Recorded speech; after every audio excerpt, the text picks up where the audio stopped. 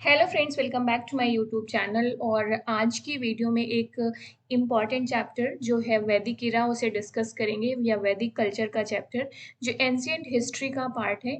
इसमें मैंने कई तरीके के सोर्सेज का इस्तेमाल किया है, प्रीवियस ईयर्स के क्वेश्चन भी लिए हैं नोट्स मेकिंग के दौरान।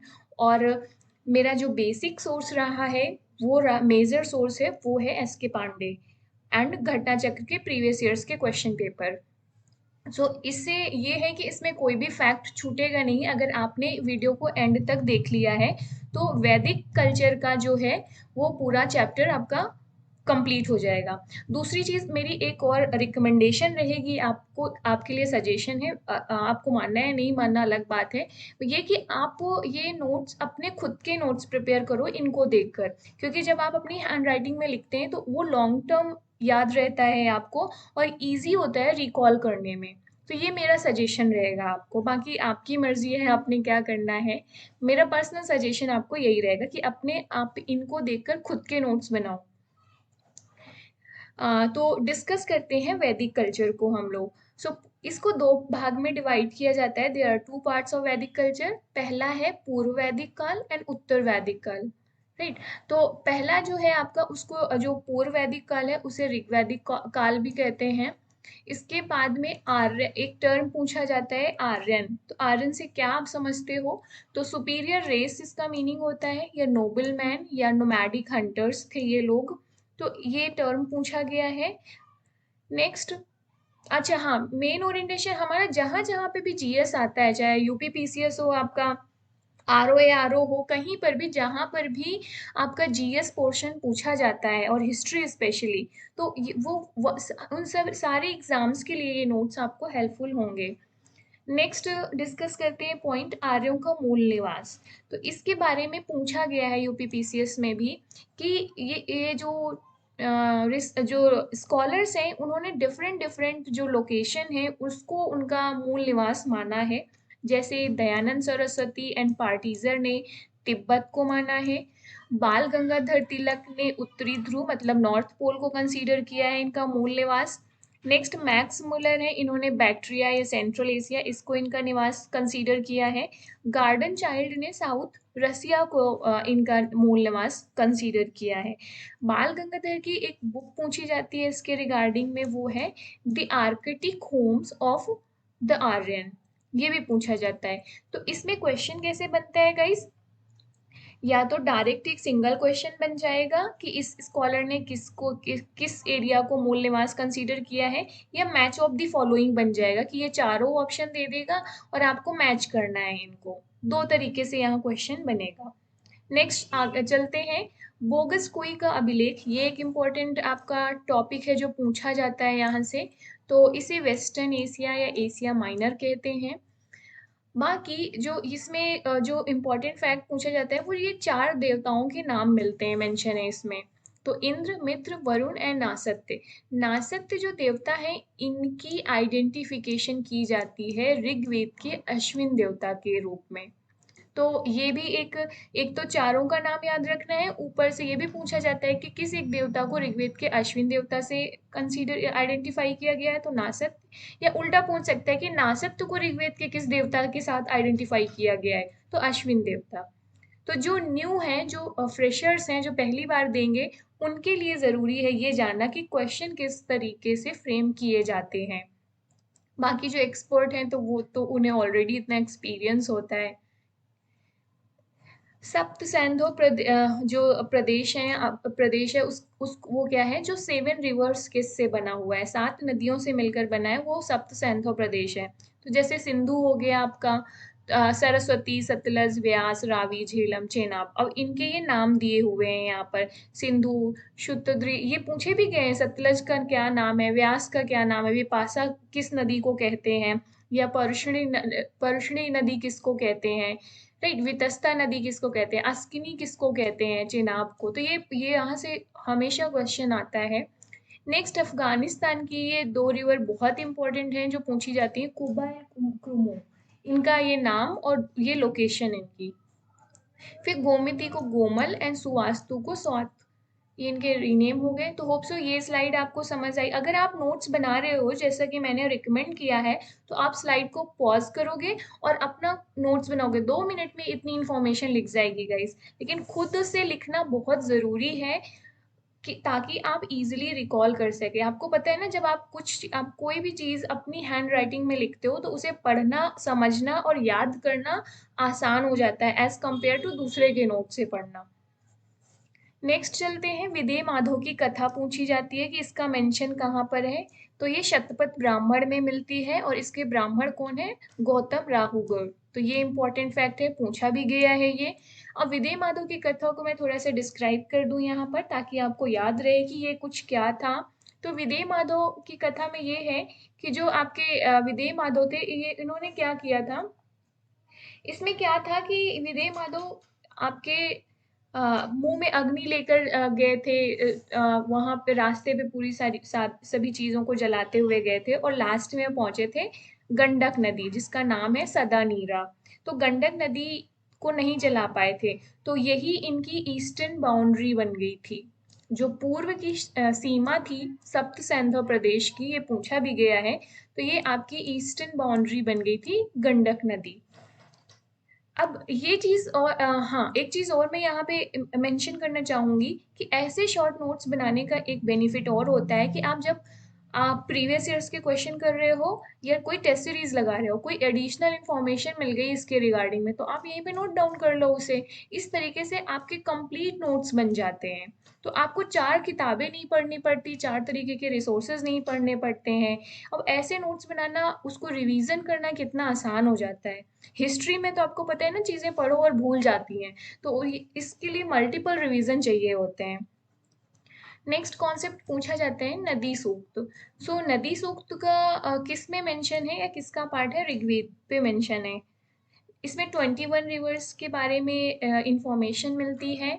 मैक्सिमम टाइम जिस रिवर को मेंशन किया गया है वो है सिंधु नदी आपकी, और सबसे पवित्र नदी को कंसीडर किया गया है, सरस्वती को कंसीडर किया गया है। सरस्वती का दूसरा नाम है नदीतमा। एक रिवर पूछी जाती है कि जिसका उल्लेख नहीं मिलता है नदी सूक्त में, इंपॉर्टेंट रिवर है बट उसका उल्लेख नदी सूक्त में नहीं मिलता है, तो वो है विपासा या व्यास नदी। एक और इम्पोर्टेंट रिवर का नाम आता है, उसकी लोकेशन इम्पोर्टेंट है, मरुद्वृदा नदी, जो जे&के में मिलती है, इसकी लोकेशन। नेक्स्ट आते हैं वैदिक साहित्य। अब लिटरेचर करते हैं। तो लिटरेचर जो है, साहित्य है, उसको 2 पार्ट में डिवाइड किया गया है एंशिएंट लिटरेचर को। आपका वैदिक साहित्य एंड वैदिकोत्तर साहित्य। तो इसमें पूछा जाता है कि कौन किसका पार्ट है।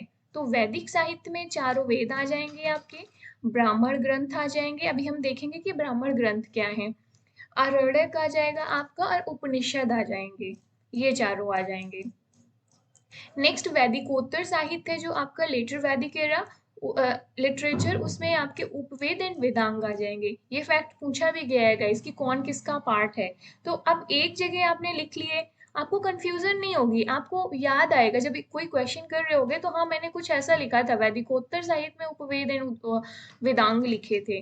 तो बहुत ईजी हो जाता है रिकॉल करना। होप सो अभी आप मेरा मतलब समझ गए होंगे यहाँ पर। नेक्स्ट उपनिषद का मीनिंग, सब्जेक्ट मैटर पूछा जाता है कि इसका जो कंटेंट है उसका सब्जेक्ट मैटर कैसा है, क्या नेचर है। तो वो फिलोसफिकल है, राइट, ये पूछा भी गया है। मतलब नॉलेज बेस्ड है, और जिसकी मेन थीम है मोक्ष, सॉल्वेशन। अब चारों वेद को देख लेते हैं। तो ऋग्वेद, सामवेद, यजुर्वेद को वेद त्रयी कहा जाता है, और वेद त्रयी का जो सब्जेक्ट मैटर है वो किस नेचर का है? अलौकिक है, मतलब रियल वर्ल्ड से रिलेटेड नहीं है। जो अथर्ववेद है आपको, ये वेद त्रयी का पार्ट नहीं है, ये ध्यान रखना है हमने। नेक्स्ट हाँ, इसकी जो इसका सब्जेक्ट मैटर है अथर्ववेद का, वो क्या है? लौकिक है, मतलब रियल वर्ल्ड से रिलेटेड है।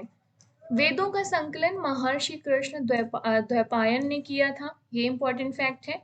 अब आते हैं एक एक करके सारे वेद डिस्कस करते हैं। ये देखिए ना, एक सिस्टमेटिक तरीके में आपके नोट्स बन जाते हैं। ऋग्वेद के बारे में है, क्या है इसका जो सब्जेक्ट मैटर पूछा ही जाता है कि देवताओं की स्तुति किस में मिलती है, वो ऋग्वेद का सब्जेक्ट मैटर है। इसमें 10 मंडल हैं, एंड 1028 जो इसके सूक्त हैं वो हैं। 10580 इसके मंत्र हैं। मंत्र को ऋचा भी बोला जाता है, ये वर्ड भी पूछा जाता है। जो मैक्सिमम मंत्र हैं वो किसको डेडिकेटेड है? पहले तो इंद्र को, देन अग्नि को। ये भी क्वेश्चन पूछा गया है गाइस। मैंने इसमें जितनी इंफॉर्मेशन लिखी है सारे फैक्ट्स पूछे गए हैं, तभी मैंने इसको यहाँ पर लिखा है। नेक्स्ट, हाँ, तो ऋग्वेद के जो पुरोहित हैं या ब्राह्मण हैं वो कौन है? होता। उनका नाम क्या है? होता। दो ब्राह्मण ग्रंथ। अब ब्राह्मण ग्रंथ क्या होते थे? ऋग्वेद को सिंप्लीफाई करने के लिए या बहुत ही सिंपल लैंग्वेज में डिस्क्राइब किया गया था ब्राह्मण ग्रंथ में, जिससे कि वो ऑर्डिनरी पीपल्स को भी समझ में आए, जो स्कॉलर नहीं है या लिटरेट नहीं है उन्हें भी समझ में आए। तो सिंपल भाषा या लैंग्वेज में जब लिखा गया वो ब्राह्मण ग्रंथ थे। तो ऋग्वेद के दो ब्राह्मण ग्रंथ हैं, वो पूछे जाते हैं, ऐतरेय एंड कौशितकी। तो ये उनके जिन्होंने कंपाइल किया है उनके नाम लिखे हुए हैं। नेक्स्ट, हाँ, ये इनके, अब ये पूछा जाता है कि कौन कहाँ पर है। जैसे थर्ड, जो ये 10 मंडल है ना, उस ये मंडल इंपॉर्टेंट है, वन बाय वन जो पूछे गए हैं वो मैंने मेंशन कर दिया है। हालांकि आपको 10 के 10 एक बार रीड कर लेना, जिससे कि अगर इसके अलावा पूछा जाए तो आप वो क्वेश्चन को टैकल कर पाओ। तो जैसे थर्ड मंडल में गायत्री मंत्र के बारे में मिलता है। अब गायत्री मंत्र को किसने कंपाइल करा था? विश्वामित्र ने, ये भी पूछा जाता है। फोर्थ में एग्रीकल्चर। नाइन्थ तो बहुत ही पूछा गया है, नाइन्थ एंड 10th। सोम का वर्णन मिलता है। 10वें मंडल में आपका पुरुष सूक्त के बारे में, और पुरुष सूक्त आपका किससे रिलेटेड है? वर्ण व्यवस्था। तो ये भी पूछा जाता है कि वर्ण व्यवस्था किस में मिलती है? पुरुष सूक्त में। अनपुरुष सूक्त है जो आपका, वो 10th या 10वां मंडल से रिलेटेड है ऋग्वेद में। अब ओवरऑल ये भी ध्यान रखना है कि जो गायत्री मंत्र है, सोम का वर्णन है, पुरुष सूक्त है, ये ऋग्वेद से रिलेटेड है। Getting it? नेक्स्ट है प्राचीन संस्थाएं क्या क्या थी? तो विदत एंड बलि। विदत एक प्राचीन संस्था थी। दूसरा बलि पूछा जाता है, बलि क्या है? हाँ, बलि क्या है? ये प्रजा द्वारा राजा को स्वेच्छा से, ये कर नहीं है, राइट? ये ध्यान रखना है। ऑप्शन जब इसमें फ्रेम हुआ है ना, तो उसमें एक जगह दिया है कि कर है या स्वेच्छा से या वॉलेंट्री कॉन्ट्रीब्यूशन है टू द किंग, मतलब राजा को स्वेच्छा से दिया जाता था उपहार वो। तो बलि कोई टैक्स नहीं था, उस समय टैक्स व्यवस्था नहीं थी जब वैदिक एरा था। उस टाइम लोग वॉलेंट्री, मतलब अपनी इच्छा से राजा को जो उपहार देते थे वो बलि का पार्ट था। ये भी चीज ध्यान रखना है। फिर वर्ण व्यवस्था, गोत्र व्यवस्था, ये सब कहाँ मिलती है? आपकी ऋग्वेद में मिलती है। तो ये सब चीजें ध्यान रखनी। सारे फैक्ट से क्वेश्चन बनते हैं गाइस, जितने भी वर्ड मेंशन है यहाँ सभी में से क्वेश्चन बने हैं। आप आपको ये अपनी लैंग्वेज में, अपनी हैंड राइटिंग में इसको लिखना है। अब सामवेद में आ जाते हैं। तो इस सामवेद को बेसिकली क्या है, इसमें इसके जो उद्गाता मतलब क्या था? जो मंत्रों का गायन करने वाले होते थे। दो ब्राह्मण ग्रंथ हैं, तांडे एंड जैमिनी। तांडे को आपका इसको महाब्राह्मण या पंचविश भी कहते हैं। तो जो पूछा गया है एग्जाम में टर्म, वो पंचविश पूछा गया है। पंचविश किसका ब्राह्मण ग्रंथ है? तो ये सामवेद का ब्राह्मण ग्रंथ है। नेक्स्ट, उपनिषद इसके जो है सामवेद को, वो छांदोग उपनिषद सबसे प्राचीन है। देवकी पुत्र कृष्ण का उल्लेख यहीं पर मिलता है। लीजेंड ऑफ सत्यकाम जबाल, इनका भी यहाँ पर ही मिलता है। मतलब जो challenge of stigma of unmarried mother के जो स्टोरी है वो कहाँ पर? सत्यकाम जबाल एंड जो देवकी पुत्र हैं उनकी सबकी इंफॉर्मेशन कहाँ मिलती है? छांदोग्य उपनिषद में। और ये किसका उपनिषद है? सामवेद का है। नेक्स्ट आ जाते हैं यजुर्वेद। तो यजुर्वेद की जो, हाँ, सामवेद का बेसिकली आपको जो कंटेंट है या सब्जेक्ट मैटर है वो गायन या सॉन्ग इनसे रिलेटेड है। यजुर्वेद हो गया आपका नेक्स्ट। तो ये किस, इसका सब्जेक्ट मैटर क्या है? कर्मकांड। मतलब इसमें ये जो यजुर्वेद है किस विषय में लिखा गया है, सब्जेक्ट मैटर का ये मतलब है यहाँ पर। तो कर्मकांड, यज्ञ से संबंधित कर्मकांड, मतलब जो यज्ञ होते थे, अनुष्ठान विधियां, सैक्रिफाइसेस जो होते थे, वो सारे चीजों का मेंशन कहाँ मिलता है? यजुर्वेद में। इसके जो पुरोहित थे उनका नाम उनको क्या बोला जाता था? अर्धयु। नेक्स्ट, शाखाएं इसकी जो हैं आपकी, वो शुक्ल यजुर्वेद, मतलब जो ब्राह्मण ग्रंथ है इसका, वो वो है शुक्ल यजुर्वेद एंड कृष्ण यजुर्वेद। तो ये बहुत ही क्वेश्चन पूछा ही गया है, आपको पता ही होगा अगर आपने घटना चक्र सॉल्व करी है तो। शुक्ल यजुर्वेद को ही वाजसनेयी संहिता कहते हैं, ये भी क्वेश्चन पूछा गया है कि वाजसनेयी संहिता किसका पार्ट है? शुक्ल यजुर्वेद का। फिर तैत्तिरीय ब्राह्मण या ये आपका ये किसका पार्ट, ये मैत्रेयी, ये कृष्ण यजुर्वेद का पार्ट है, ये दो, ये ध्यान रखना है। शतपथ ब्राह्मण ग्रंथ, हाँ, अच्छा, ये जो शुक्ल यजुर्वेद जिसे वाजसनेयी संहिता कहते हैं, इसको शतपथ ब्राह्मण ग्रंथ भी कहते हैं। तो हमने अभी शतपथ ब्राह्मण का ग्रंथ जो पढ़ा था, किस लिए पढ़ा था? जहाँ पे आपका विदेह माधव की कथा थी। तो ये क्या है, जो शतपथ ब्राह्मण है सबसे प्राचीन है, बड़ा है, इसके लेखक कौन है ये भी इम्पोर्टेंट है, याज्ञवल्क्य। जल प्लावन कथा भी यहीं पर मिलती है, एंड पुनर्जन्म का सिद्धांत भी यहाँ मिलता है। पुरुरवा एंड उर्वशी की भी जो आख्यान है यहीं पर मिलता है। पुरुषा मेधा के बारे में भी इंफॉर्मेशन यहीं से मिलती है। तो ये बहुत ही इम्पोर्टेंट टॉपिक है। नेक्स्ट, हाँ, उपनिषद, जैसे इस सामवेद के दो उपनिषद थे, ये उपनिषद था, उसी तरीके से यजुर्वेद के भी जो उपनिषद है वो ये हैं, बृहदारण्यक, कठोपनिषद एंड श्वेताक्षरा उपनिषद। अब ये भी, ये देख लेना, जो आपके याज्ञवल्क्य एंड गार्गी संवाद है वो कहाँ मिलता है? वो यहाँ पे आपका बृहदारण्यक में मिलता है। लास्ट आ जाता है अथर्ववेद। तो अथर्ववेद में आप देखोगे कि इसे ब्रह्मवेद या श्रेष्ठ वेद भी माना जाता है। इसकी जो विषय वस्तु है या सब्जेक्ट मैटर है वो जादू टोना, वशीकरण, भूत प्रेत, औषधियाँ, मेडिसिन या मैजिकल चार्म्स एंड स्पेल, ये वर्ड टर्म इस्तेमाल किए जाते हैं। इससे क्वेश्चन भी आया है ये विषय वस्तु से। तो ये सब, ये इसका विषय वस्तु है, सब्जेक्ट मैटर है। जो अथर्ववेद के पुरोहित थे उनका नाम था ब्रह्मा। उल्लेख क्या मिलता है अथर्ववेद में, किन किन चीजों का उल्लेख मिलता है? तो मगध और अंग का उल्लेख मिलता है। और इसमें पूछा जाता है, एक क्वेश्चन बनता है कि जो अथर्ववेद है उसमें सुदूरवर्ती प्रदेश का उल्लेख मिलता है, वो दो कौन से सुदूरवर्ती आपके प्रदेश थे? तो वो मगध और अंग थे। एक्सिस ऑफ आर्यन इसको कहते हैं इंग्लिश में। कुलीन लोग, मतलब यहाँ पे, हाँ, इसमें अथर्ववेद में आपका सभा एंड समिति मेंशन है। सभा एंड समिति को प्रजापाति की दो पुत्रियां बोला गया है। तो अब ये क्वेश्चन भी पूछता है कि प्रजापाति की दो पुत्रियां किसे कहा गया है? तो सभा एंड समिति को। अब इनमें अंतर क्या था? जो सभा थी वो कुलीन लोगों की, कुलीन लोग इकट्ठे होते थे उसमें। जो समिति थी वो कबीले जो होते थे उनकी आम सभा होती थी, ऑर्डिनरी पीपल्स इकट्ठे होते थे। ब्राह्मण, अथर्ववेद का ब्राह्मण ग्रंथ क्या है? गोपथ, बहुत पूछा जाता है। नेक्स्ट, अथर्ववेद का उपनिषद जो पूछा जाता है, मुंडोक उपनिषद, ये बहुत पूछा जाता है क्योंकि इसमें सत्यमेव जयते के बारे में जानकारी मिलती है। तो ये भी पूछा जाता है कि सत्यमेव जयते कहाँ मेंशन है? तो मुंडोक उपनिषद में मेंशन है। सबसे छोटा उपनिषद आपका मांडूक्योपनिषद है। देखो ये दोनों टर्म को ठीक से पढ़ लेना, क्योंकि जब पूछा जाता है कि सत्यमेव जयते कहाँ मेंशन है तो ये दोनों टर्म दिया रहते हैं।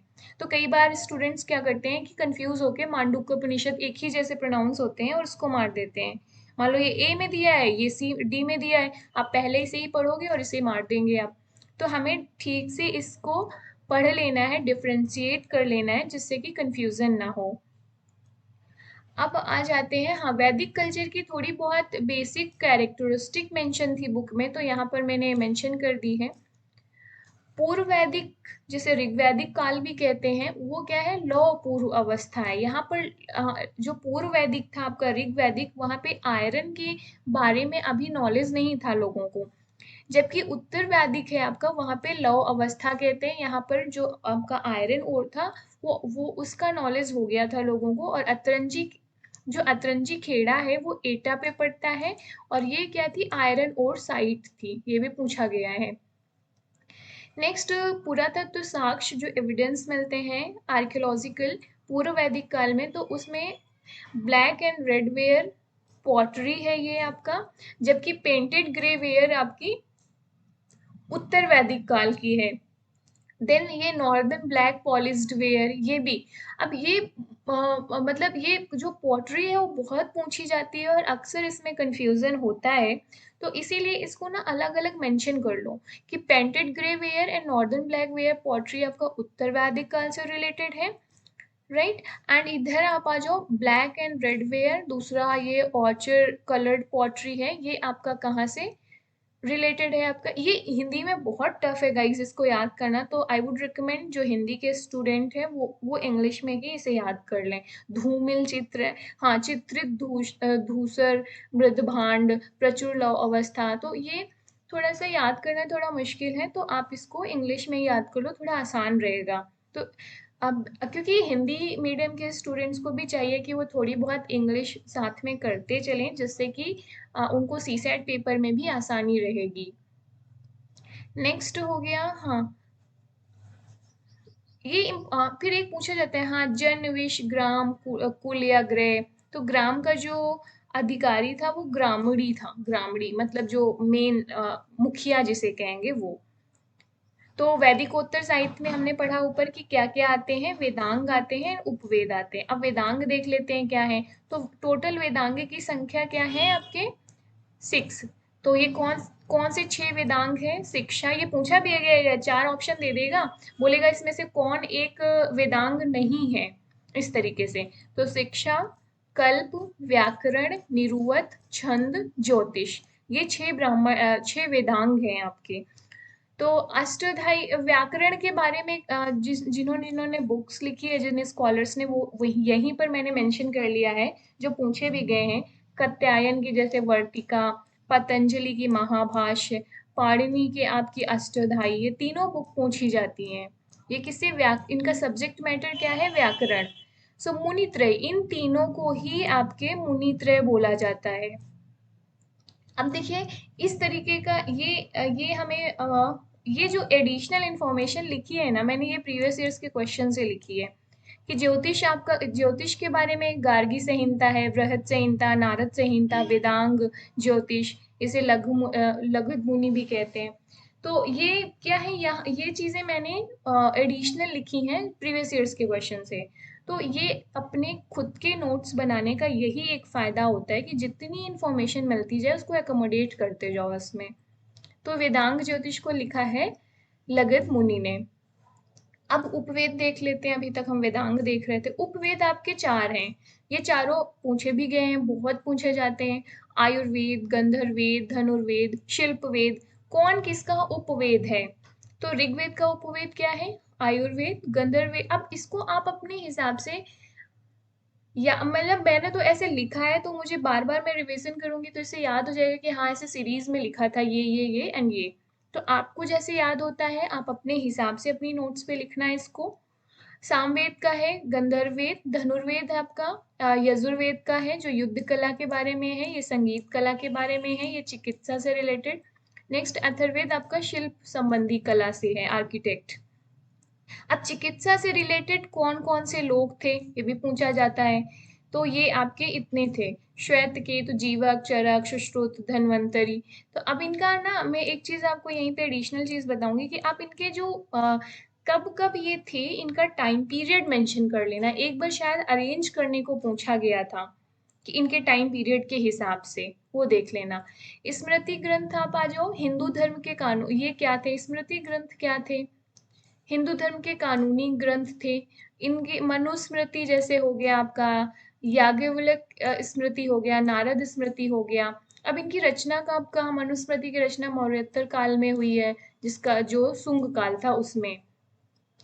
अब इसके बाद याज्ञवल्क की जो स्मृति है उसमें right to property for women के बारे में बात करी गई है। नारद स्मृति ये गुप्त काल में लिखा गया है। अभी हाँ, ये टर्म पूछे जाते हैं। करशापण क्या है? तो तांबे के सिक्के को बोलते थे, इसे पर्ण भी बोला जाता था, पर्ण। या दिनार क्या था? तो दिनार आपकी स्वर्ण मुद्रा थी। नेक्स्ट, हाँ, मिताक्षरा एंड दया भाग, ये 2 टर्म है, ये इम्पोर्टेंट है। मिताक्षरा के जो लेखक हैं विघ्नेश्वर हैं, मतलब इसमें दया भाग के लेखक जो हैं जिमूत वाहन हैं ये। तो इसमें क्या है, प्रॉपर्टी राइट्स के बारे में बात की गई है। मिताक्षरा में बोला जाता है कि जिस जैसे ही बच्चे का जन्म होगा वो उसको बाई बर्थ वो प्रॉपर्टी राइट्स मिल जाएंगे, जबकि दया भाग कहता है कि पिता के मरने के बाद मिलेगा। अब ये जो इंफॉर्मेशन थी वो मैंने पहले नहीं लिखी थी, क्योंकि मुझे बुक में कहीं नहीं मिली थी ये एक बार आईएएस के एग्जाम में पूछा गया ये क्वेश्चन। तो जब मैं उसे सॉल्व कर रही थी तो मुझे ये इन्फॉर्म उसमें यही पूछा गया था कि दोनों को मैच करने के लिए मिताक्षरा के बारे में ये है एंड दया भाग के बारे में ये है, तो उसमें उल्टा दिया था। तो वहां से मुझे ये इन्फॉर्मेशन मिली, तो मैंने उसको अपनी नोट्स में ऐड ऑन कर ली। Getting it. तो ये फायदा होता है खुद के नोट्स बनाने में। मैं बार बार इस बात पे जोर देती हूँ कि आप अपने शॉर्ट नोट्स खुद बनाना सीखो। फिर पुराणों की बात करते हैं अगर हम, तो पुराण आपके हैं टोटल 18 है, इसका नंबर ध्यान रखना है आपका। जो इम्पोर्टेंट है वो यहाँ पे जैसे वंशा हो गया आपका, सर्गा हो गया आपका, सर्गा प्रतिसर्गा वंशा, राइट, मानवंतरा एंड वंश, हाँ वंशारु चरित्रा। तो ये हो गए आपके। और प्राचीन व्याख्यान मिलता है, प्राचीन मतलब इसमें राजवंशों का उल्लेख मिलता है। तो अगर आपसे पूछा जाता है कि किन जो लिटरेचर है वहां पर राजवंशों का उल्लेख मिलता है, वो पुराण है आपके। अब इसको लिखा किसने है, महर्षि लोमहर्ष और उनके पुत्र उग्रश्रवा ने। ये हो गया सबसे प्राचीन पुराण आपका मत्स्य। एंड हाँ, ये खैर कभी पूछा नहीं गया, मैंने कुछ ज्यादा ही डिटेल लिख लिया है। हाँ, फिर दशराग यज्ञ यज्ञ ये बहुत पूछा जाता है। जो ये किस नदी के किनारे हुआ था, तो पुरुषनवी नदी जो रावी नदी का नाम है उसके किनारे हुआ था। इसका उल्लेख कहाँ मिलता है, तो ऋग्वेद के 7वें मंडल में मिलता है। अब इसमें पार्टिसिपेट किसने किसने करा था, तो जो भारत राजवंश थे, इसको ये त्रित्सु राजवंश या भारत राजवंश, इसके जो राजा थे वो राजा सुदास थे, इन्होंने पार्टिसिपेट करा। और दूसरी तरफ ये ट्राइब्स जो इनको जो ट्राइबल ग्रुप थे ना उन्होंने पार्टिसिपेट करा। तो ये क्वेश्चन भी पूछा जाता है कि इस यज्ञ में कौन कौन सी ट्राइब्स ने पार्टिसिपेट करा था इन ग्रुप ने। तो पुरु, यदु, अनु, ध्रुव, तुअर्श, अलिन, पख्त, ये पूछा गया है यहाँ पे। ये नाम था अनु, यदु, पुरु एंड तुअर्श। ये तो ये नाम आपको याद करके जाना है। हम्म। पंच जना मतलब 5 जन या गण, जो जो ट्राइब थे उनको, वो कौन कौन सी हैं, तो ये पांचों आपके नाम हैं। ये याद करके जाना है आपको। नेक्स्ट, रत्निन किसे कहा जाता है, तो इसमें आपके सेनानी, ग्रामनी, सूत मतलब जो रथकार होता था एंड करमार, इनको मेंशन है, ये ऑफिसर्स। ऋग्वेद जो ऋग्वैदिक संस्थाएं, तो हमने विदथ देखा था वहां पर, तो ये एक संस्था थी। देन सभा, समिति, इन दो को प्रजापति की दो जो डॉटर्स हैं, पुत्रियां, वो उसे कहते थे। गण, परिषद। नेक्स्ट, स्त्रियों की दशा अगर देख लें, ब्राह्मण एरा, ये क्वेश्चन भी पूछा गया। हाँ, मैंने ये एडिशनल इंफॉर्मेशन प्रीवियस ईयर्स के क्वेश्चन से ही लिखी थी कि ये ब्राह्मण एरा किस उसको कंसीडर किया जाता है, तो 800 बीसी से 600 बीसी। अब वो इसमें जो क्वेश्चन आता है वो ऋग्वेद समाज में किन जो विदुषी थी, मतलब जो फीमेल स्कॉलर्स थी उनका नाम पूछा जाता है। तो लोभ मुद्रा, घोषा, सिक्था, विश्वरा, अपाला, निवारवरी, तो इनके नाम पूछे जाते हैं, कौन कौन इनमें से थे, ये पूछा जाता है। तो ये इम्पोर्टेंट है। संग्रहीता क्या था, अब ये यहाँ से आता है आपका ये टर्म्स की मीनिंग। तो संग्रहीता आपका कोषाध्यक्ष था। कर वसूलना, बलि, शुल्क, भागदूत, कर वसूलने वाला अधिकारी। हाँ, और यहाँ पर कौन सी स्त्रियां, जो उत्तर वैदिक समाज में कौन सी विदुषी या जो फीमेल रिसर्च स्कॉलर्स थी उनके नाम है मैत्रेयी, राइट, कत्याथनी, गार्गी, सुबला, वेदवती, ये नाम ये पढ़ लेना। आभूषण के बारे में पूछे जाते हैं टर्म्स, सारे प्रीवियस ईयर्स क्वेश्चन में पूछे गए हैं। रुक्म, तो मतलब निष्क, रुक्म, निष्क, ये क्या स्वर्ण आभूषण थे। आयस तांबे का होता था। एंड लोहा व चांदी का उल्लेख नहीं मिलता है। चांदी सॉरी हाँ, रुक्म था ये सिल्वर का आभूषण था। एंड जो निस्क था आपका ये गोल्ड का था। ये है, ठीक है। देवाला मतलब यास्क ने अपने ग्रंथ निरुक्त में मतलब इसके बारे में किया है। अहूर मजदा, हाँ ये है, इसकी इसकी कहानी के बारे में पूछा है कि कहाँ से मिलता है।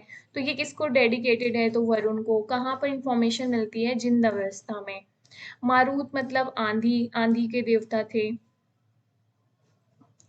एंड आश्रम व्यवस्था, हाँ, त्रिवर्ग ये देख लेना, धर्म अर्थ काम मोक्ष, ये चीजें। Just a second. तो धर्म अर्थ काम ये। मूर्ति पूजा का आरंभ कब होता है आपके उत्तर वैदिक काल में। और मूर्ति पूजा का प्रचलन आरंभ हो जाता है उत्तर वैदिक काल में, लेकिन जो प्रचलन होता है, जो पॉपुलैरिटी आती है आपकी ना, वो आती है गुप्त काल में, जब टेम्पल का निर्माण होना शुरू होता है। हाँ, ये हमने होता उद्गाता, ये ब्रह्मा, ये हमने पुरोहित के नाम पढ़ ही लिए ऊपर। नेक्स्ट और कुछ टर्म पूछे जाते हैं श्रेष्ठिन जैसे, तो ये व्यापारियों का श्रेणी थी, ग्रुप था। कुसीत क्या था आपका, ऋण के लिए मतलब टर्म यूज किया जाता था, जो लोन था उसके लिए। जो मेजरमेंट की इकाइयां थी, यूनिट्स ऑफ मेजरमेंट, माप की इकाइयां, वो निस्क आपका था। शतमान, पाद एंड कृष्णल। इसके बाद यज्ञ मेंशन है आपका, इस ये पूछा भी गया है कि अश्वमेध यज्ञ, राजसूय यज्ञ एंड वाजपेयी। तो अश्वमेध यज्ञ आपकी साम्राज्य सीमा की वृद्धि के लिए होता था। राजसूय यज्ञ आपका राज्याभिषेक के लिए होता के सेलिब्रेट मतलब ओकेजन में होता था इस टाइम पे। और शक्ति का जब प्रदर्शन करना होता था, रथ दौड़, वो वाजपेयी होता था। तो इन तीनों का आपको अंतर समझ लेना है। अब वैदिकोत्तर या सूत्र काल जो था आपका, सूत्र साहित्य के बारे में, इसमें बहुत ज्यादा, इसमें तो क्वेश्चन कुछ ऐसे पूछे नहीं गए हैं। महाकाव्य काल में आ जाते हैं, तो दो महाकाव्य हैं, रामायण एंड महाभारत। रामायण एंड महाभारत। तो महाभारत आपका, हाँ, महर्षि वेदव्यास हो गए। और ये जो रामायण है, इसके स्कॉलर है वाल्मीकि। वाल्मीकि को ही आदि कवि कहते हैं। गाइस, अगर कोई मिस्टेक्स हो मेरे प्रोनाउंसिएशन में या लिखने में तो मुझे माफ करना। मतलब क्योंकि हिंदी मीडियम मेरा कभी रहा नहीं है, बट स्टिल मुझे जो हिस्ट्री है वो हिंदी में पढ़नी अच्छी लगती है। और स्पेशली जो एस के पांडे, वो मेरी फेवरेट्स बुक हैं। तो वहीं से ही मैंने ये नोट्स बनाए थे। तो अगर कुछ ऐसी मिस्टेक्स हो तो उसके लिए आई एम सॉरी गाइस। हो सकती है मेरे से मिस्टेक्स, क्योंकि मुझे पता है ये है थोड़ा सा। देन जय संहिता, हाँ, विजय संबंधी संग्रह, शत सहस्त्री संहिता, 1 लाख श्लोक के बारे में। तो महाभारत में हाँ 18 पर्व मिलते हैं। भीष्म पर्व आपका छठवां है, जिसमें गीता का उल्लेख मिलता है। ये पूछा जाता है कि गीता का उल्लेख कहाँ मिलता है, भीष्म पर्व में मिलता है। अब इसी में कर्म, भक्ति, ज्ञान, ये 3 मार्ग होते हैं आपके। अवतारवाद के बारे में भी इसमें जानकारी मिलती है गीता में। तो गीता हमें हमारे कर्म, भक्ति, ज्ञान के बारे में जानकारी मिलती है, जो मार्ग है। अवतारवाद के बारे में इंफॉर्मेशन मिलती है। अब तमिल भाषा में महाभारत को जो किया गया है उसका नाम है भारतम।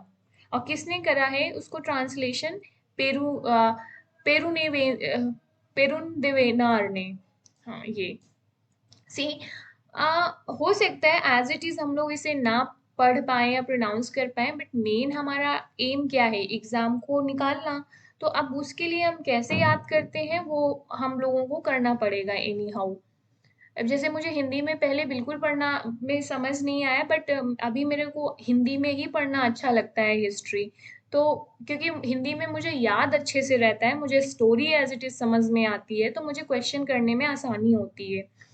तो इसको मैंने हिंदी में स्विच कर लिया था।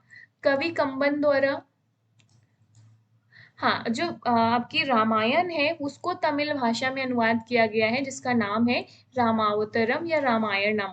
किसने किया है, कवि कंबन के द्वारा। और किसके शासन काल में किया था, कुलोतुंग तृतीय के शासन काल में किया था। अब आ जाते हैं उपनिषद में, जो क्षत्रिय राजा हैं उनके बारे में मेंशन मिलता है। तो ये पूछा जाता है कौन कहाँ का राजा था, बस इसमें ये इंपॉर्टेंट, जैसे किंग जनक आपके विदेह के राजा थे। किंग अश्वपति आपके के राजा थे, पांचाल आपके यहाँ के थे, परवांजबली के, और अजात शत्रु आपके काशी के राजा थे। ये मैंने बुक में नहीं मिला था मुझे, ये मुझे प्रीवियस ईयर्स के क्वेश्चन से ये इन्फॉर्मेशन मिली थी। तो पीसीएस का क्वेश्चन था, मैंने घटना चक्र से इसको लिया हुआ है। वेदास लिटरेचर की जो क्रोनोलॉजी है, तो संहिता, ब्राह्मण्स, आर्यनक, फिर उपनिषद, ये इसकी क्रोनोलॉजी है। नेक्स्ट धर्मा एंड रीता, ये दो टर्म भी पूछे गए हैं। तो आपके जो धर्मा है वो पर्सनल एक्शन से रिलेटेड है, मतलब ऑब्लिगेशन, ड्यूटी। नेक्स्ट नेक्स्ट जो रीत है वो आपका इम्पर्सनल लॉ है, मतलब जो फंक्शन ऑफ यूनिवर्स, जो नेचुरल ऑर्डर जैसे गवर्न होता है, वो उसके बारे में बात हो रही है। इसके बाद बस इतना ही। हाँ, जो प्रीस्ट ऑफ गॉड, मतलब जो गॉड के पुजारी, वो बृहस्पति को माना जाता है। तो ये था आज के लिए, आज की वीडियो में। Hope so guys you liked the video. अगर आपको पसंद आया हो, अगर आपको ये वर्थफुल लगा हो, आपको इन्फॉर्मेशन मिली हो इससे, तो please please like and subscribe my channel. इस तरीके के मैं सारे चैप्टर्स का नोट मेरे पास ऑलरेडी बना हुआ है, मैं उसे अपलोड करूँगी। और आपको अगर पीडीएफ चाहिए होगा तो let me know in to the comment box, मैं एक टेलीग्राम चैनल बनाकर वहाँ पे शेयर कर दूँगी इसको। मेरा मेन मकसद है आपको ये समझ में आया होगा। और स्ट्रांगली मतलब I would like to recommend you strongly once again कि आप यहाँ से अपने खुद की हैंड राइटिंग में नोट्स ज़रूर बनाएं। मैं इसको एज इट इज़ फॉलो करने के लिए नहीं कहूँगी, लेकिन हाँ, ये मेरा तरीका था, मेरे लिए काम करता है। बट आपके लिए हो सकता है कोई और तरीका काम करे नोट्स बनाने के लिए। ये एक तरीके का जनरल ट्रेंड है बस।